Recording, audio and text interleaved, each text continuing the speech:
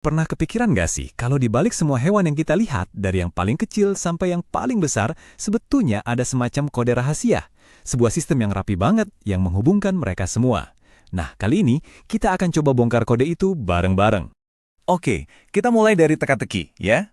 Coba deh, lihat singa yang gagah itu, terus bayangin kucing di rumah. Kelihatannya beda jauh kan? Satunya raja hutan, satunya raja sofa. Tapi apa sih persamaan mereka? Jawabannya ternyata jauh lebih dalam dari yang kita kira. Dan ini bakal jadi kunci kita buat ngebuka peta kehidupan di bumi. Nah, jawabannya itu ada di satu bidang ilmu namanya taksonomi. Tenang, namanya aja yang kedengeran ribet. Konsepnya sederhana banget kok. Bayangin aja para ilmuwan lagi bikin pohon keluarga super besar buat semua makhluk hidup. Mereka ngelompokin semuanya berdasarkan hubungan darah dari yang paling jauh sampai yang paling dekat. Ini dia gambaran perjalanan kita kali ini. Pertama kita bakal pecahin kode klasifikasi hewan. Terus kita bakal sama-sama memanjat tangga kehidupan buat lihat tingkatannya. Terakhir kita bakal mundur sedikit buat jawab pertanyaan paling dasar. Apa sih yang bikin sesuatu itu bisa disebut makhluk hidup? Oke, siap? Yuk kita mulai pendakian kita di tangga kehidupan.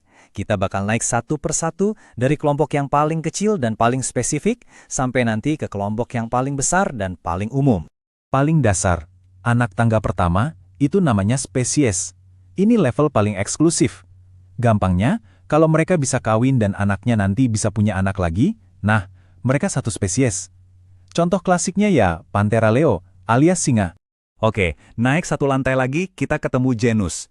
Ini isinya adalah kumpulan spesies yang mirip banget. Contohnya, genus Panthera. Di sini nih, singa ketemu sama sepupu-sepupu dekatnya.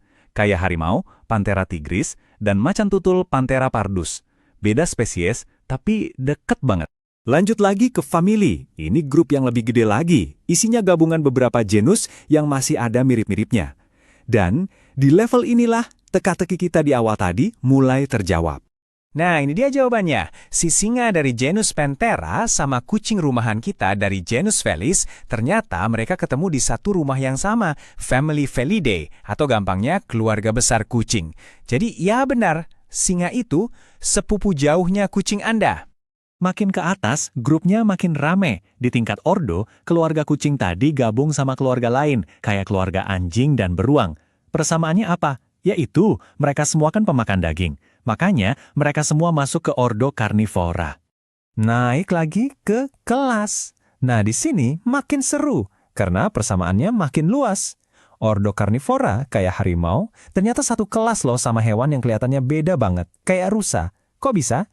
Soalnya mereka berdua sama-sama masuk kelas mamalia, alias hewan yang menyusui anak. Udah hampir nyampe puncak nih. Di tingkat filum, kita ngelihatnya udah ke struktur dasar tubuh. Semua hewan yang punya tulang punggung, atau cikal bakalnya pas masih embrio, itu masuk ke satu filum, chordata. Ini isinya banyak banget, dari mamalia, burung, reptil, sampai ikan. Dan inilah puncaknya. Kerajaan atau kingdom. Ini adalah kategori paling luas. Di sini kita benar-benar narik garis tebal yang misahin dunia hewan, animalia, dari dunia tumbuhan, jamur, dan bentuk kehidupan lainnya. Jadi coba bayangin deh, seluruh pendakian kita yang seru tadi, dari singa ke kucing sampai ke tulang punggung, itu semua cuma terjadi di dalam satu dari 5 kerajaan besar ini. Kerajaan animalia. Di luar sana masih ada kerajaan Plantae, Fungi, Monera, dan Protista. Wah, luas banget ya ternyata dunia kehidupan ini. Oke, petanya udah jadi. Tapi justru ini bikin kita mikir lebih dalam lagi. Sebetulnya, apa sih syaratnya buat bisa masuk ke peta itu? Apa bedanya batu sama bakteri? Apa tiket masuk buat jadi anggota klub super eksklusif yang namanya makhluk hidup? Yuk kita bahas aturannya. Ternyata ada 8 aturan main atau ciri utama yang harus dipenuhi biar bisa disebut hidup. Setiap organisme, dari yang paling kecil sampai yang paling besar, harus ikut aturan main ini. Oke, total ada 8 tiket masuk nih. Makhluk hidup itu harus bisa bergerak, butuh nutrisi, peka sama rangsangan, bernapas, tumbuh, mengeluarkan zat sisa, berkembang biak, dan yang paling keren, beradaptasi. Kita bahas beberapa yang paling menarik ya. Soal cara dapat energi ada 2 kubu utama. Pertama, kaum mandiri yang disebut autotrof. Ini kayak tumbuhan, mereka bisa masak makanan sendiri pakai fotosintesis. Terus ada kita, para heterotrof, yang harus jajan alias makan makhluk lain buat dapat energi. Soal napas juga beda-beda caranya loh. Kita sama hewan darat pakai paru-paru udah jelas. Ikan punya insang yang canggih banget buat nyaring oksigen di air. Jangan salah, tumbuhan juga napas loh lewat pori-pori super kecil di daunnya yang namanya stomata. Tentu aja, misi utama semua makhluk hidup itu ya buat ngelanjutin keturunan. Caranya ada dua, bisa generatif alias kawin, yang bikin keturunannya jadi beragam. Atau vegetatif, nggak pakai kawin, di mana satu individu bisa langsung mengkopi dirinya. Dua-duanya strategi yang jitu buat bertahan hidup. Dan ini nih, mungkin yang paling krusial dari semuanya. Adaptasi. Kemampuan buat berubah biar bisa survive. Contohnya gampang, unta punya punuk buat digurun, atau pohon jati yang rela menggugurkan daunnya pas musim kemarau. Tanpa adaptasi ya, kelangsungan hidup bisa terancam. Jadi, kesimpulannya apa? Taksonomi itu bukan sekedar daftar nama Latin yang bikin pusing.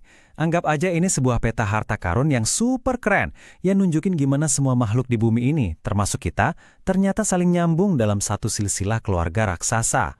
Nah, setelah kita lihat gimana semuanya terhubung, saya jadi penasaran sama pendapat Anda. Menurut Anda, hewan apa sih yang cerita silsilah keluarganya paling mengejutkan atau paling keren? Coba deh cari tahu, saya jamin Anda bakal ngeliat dunia hewan dengan cara yang benar-benar baru.